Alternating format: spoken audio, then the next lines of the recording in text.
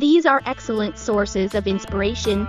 Here are some additional tips on how to make the most of each source. Photographs. Composition. Study the composition of photos to understand how elements are arranged. Look for interesting angles and perspectives. Lighting. Observe how light and shadow play across different surfaces and times of day to recreate realistic lighting in your artwork. Details.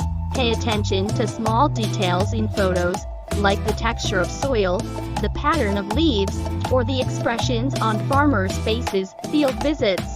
Sketching. Bring a sketchbook and quickly capture the scenes and activities you observe. These sketches can serve as valuable references later.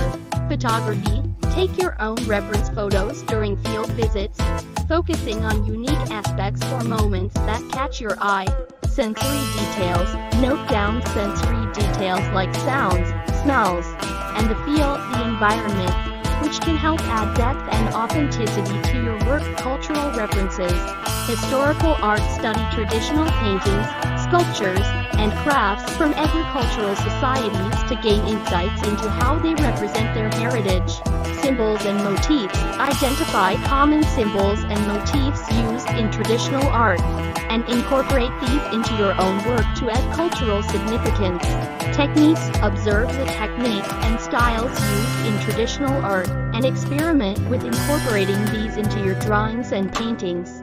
Using these sources will provide a rich foundation for your art, allowing you to create works that are both visually appealing and deeply meaningful.